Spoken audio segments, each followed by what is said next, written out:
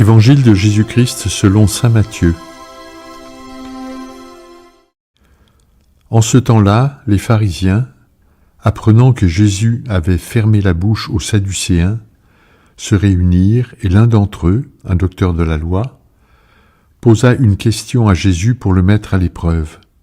« Maître, dans la loi, quel est le grand commandement ?»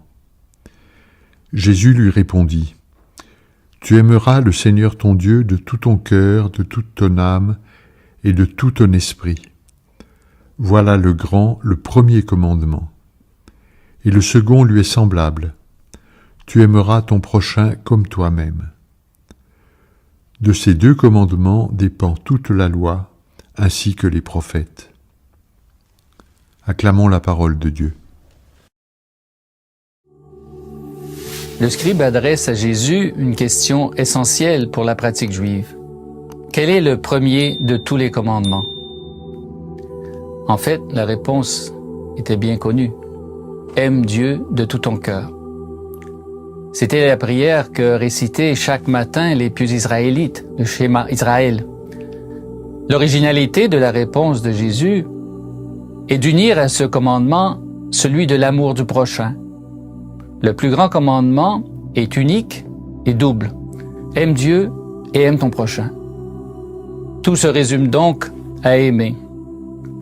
Sainte Thérèse de l'Enfant Jésus décrit en quelques mots la vérité de l'amour.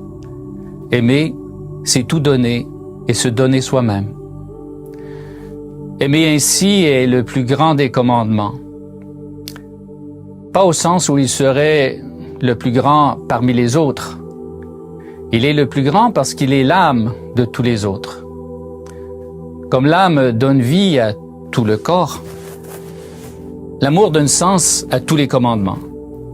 Il donne sens et valeur à toutes nos pratiques, à toutes nos relations, à tous nos actes. La pauvre veuve de l'Évangile, avec ses 2 piécettes, a donné plus que tous les autres parce qu'elle a donné avec amour. Nous devrions chaque matin prendre une minute pour réentendre ce plus grand commandement. Et chaque soir, dans le silence de notre prière, adresser à Jésus la question essentielle. Seigneur, aujourd'hui, est-ce que j'ai aimé ?